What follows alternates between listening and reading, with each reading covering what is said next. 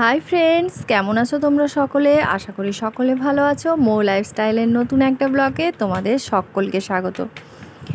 বন্ধুরা, chilli chicken অনেকেই অনেক রকমভাবে তৈরি করে, কিন্তু আমি একদম সহজ পদ্ধতিতে ঘরে থাকা সামান্য উপকরণ দিয়েই আজকে চিলি চিকেনটা তৈরি করব, যেটা কিন্তু স্বাদে অপূর্ব হবে।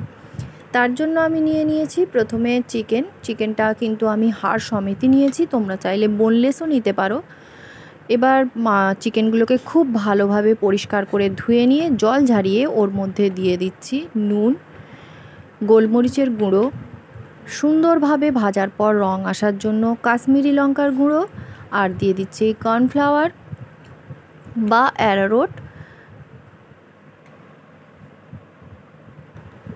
সব কিছু দেওয়ার পর আমি একটা ডিম ভেঙে নেব, দিয়ে ডিমটা ওর মধ্যে দিয়ে ভালো করে ফেটিয়ে নেব। ভালোভাবে সব কিছু একসঙ্গে মাখানো হয়ে গেলে তারপর ওর মধ্যে দিয়ে দেবো আমি আদা রসুনের পেস্ট দিয়ে কিছুক্ষণ আমি মাংসটা প্রায় আধ ঘন্টা মতো ম্যারিনেট করতে রেখে দেব।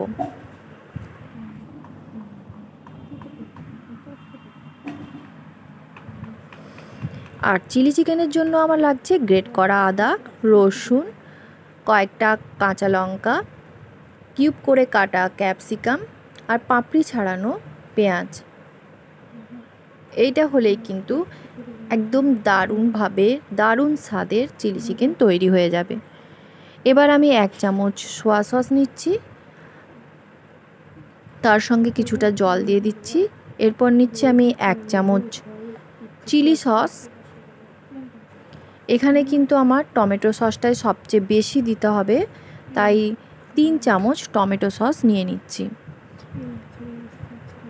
দিয়ে সবগুলোকে একসঙ্গে ভালোভাবে একটু জল দিয়ে ভালোভাবে ফেটিয়ে নিচ্ছি। প্রথমেই যদি সসটা তৈরি করা থাকে তাহলে রান্নার সময় কিন্তু মশলা পুড়ে যাওয়ার ভয় থাকে না, তাই প্রথমে এগুলো আমি তৈরি করে রেখে দিচ্ছি। আর নিচ্ছি আমি 1 চামচ কর্নফ্লাওয়ার, এটাতেও পরিমাণ মতো সামান্য পরিমাণে জল দিয়ে ভালো করে গুলে নিচ্ছি।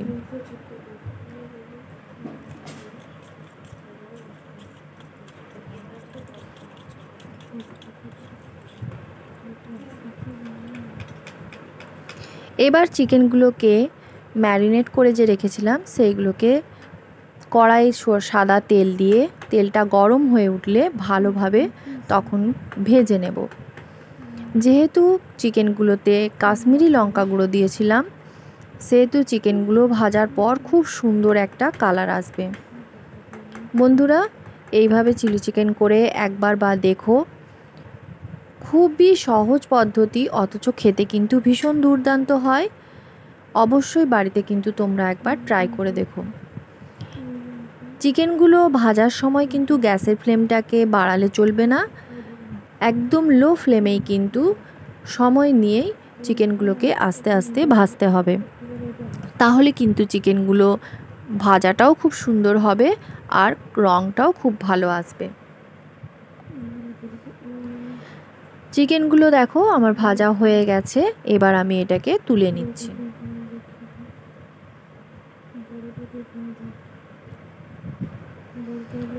এবার ওই তেলেতেই ক্যাপসিকাম আর পেঁয়াজের পাপড়িগুলো দিয়ে সামান্য পরিমাণে নাড়াচাড়া করে নেব। এতে কিন্তু কোনো রকমের আমি নুন দেব না, নুন দিলে কিন্তু এগুলো নুইয়ে পড়বে, তাই কিন্তু নুন কোনো রকমেই দেব না। সামান্য পরিমাণে তেলে নাড়াচাড়া করেই আমি ক্যাপসিকাম আর পেঁয়াজগুলোকে তুলে নেব।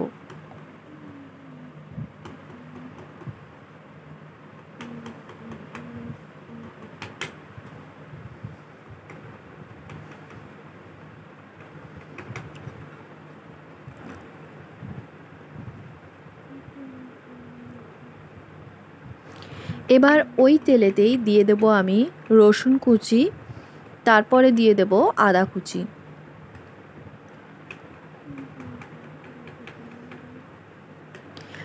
রসুন কুচি আর আদা কুচি দিয়ে দেওয়ার পরে ভালোভাবে গ্যাসের ফ্লেমটাকে বাড়িয়েই নাড়াচাড়া করে নেব।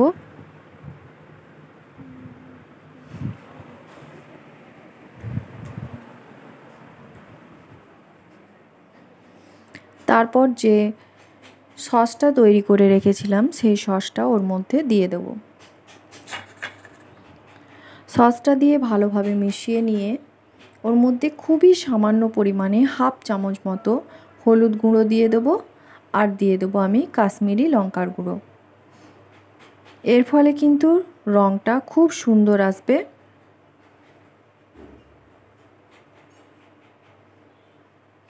যেহেতু সোয়া সস দিয়েছি তাই পরিমাণ মতোই নুন দেব, কারণ সোয়া সসের মধ্যে নোনতা ভাবটা বেশি থাকে, তাই দেখেই নুনটা দিতে হবে। সব কিছু দিয়ে দেওয়ার পর যে ভেজে রাখা ক্যাপসিকাম আর পেঁয়াজটা ছিল সেটা দিয়ে দেবো। দিয়ে দেওয়ার পর যে ভেজে রাখা চিকেনগুলো ছিল চিকেনগুলো ওর মধ্যে দিয়ে দেবো। ভেজে রাখা ক্যাপসিকাম, চিকেন আর পেঁয়াজগুলো দিয়ে ভালোভাবে নাড়িয়ে নিয়ে ওর মধ্যে দিয়ে দেবো আমি গোলমরিচের গুঁড়ো। এই গোলমরিচের গুঁড়োটা দিলে কিন্তু চিলি চিকেনে খুব ভালো একটা স্বাদ আসে। এরপর দেবো খুবই সামান্য পরিমাণে চিনি, যেটা দিলে পুরো স্বাদটা ব্যালেন্স হয়ে আসে আর স্বাদটাও কিন্তু ভীষণ সুন্দর হয়। আর যেহেতু চিলি চিকেন, চিলি ছাড়া তো চলবেই না, তাই সবশেষে দিয়ে দেবো চিলি। অবশ্য লঙ্কাগুলো কেমন ঝাল আছে তার উপরেই নির্ভর করে তোমরাও লঙ্কাগুলো দিও।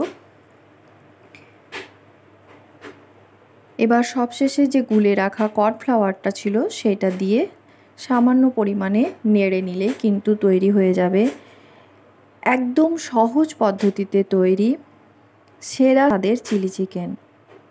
বন্ধুরা অবশ্যই বাড়িতে এইভাবে একবার ট্রাই করে দেখো, আশা করি তোমাদের অবশ্যই ভালো লাগবে। আমি সবসময় বলি যে খুব সহজ পদ্ধতিতে অথচ খেতে দুর্দান্ত হবে, আর বাড়িতে থাকা উপকরণ দিয়েই তৈরি হবে এই রকমই জিনিস তোমাদের কাছে নিয়ে আসার চেষ্টা করি। তাই পুরো রেসিপিটা দেখে যদি ভালো লেগে থাকে অবশ্যই একটা লাইক করো, কমেন্ট করো, আর প্লিজ আমার চ্যানেলটিকে সাবস্ক্রাইব করে আমার পাশে থেকো। আজ তাহলে এই পর্যন্তই, আবার দেখা হচ্ছে তোমাদের সঙ্গে নতুন কোনো রান্নার রেসিপি নিয়ে। ততক্ষণ পর্যন্ত সুস্থ থেকো, ভালো থেকো, টাটা।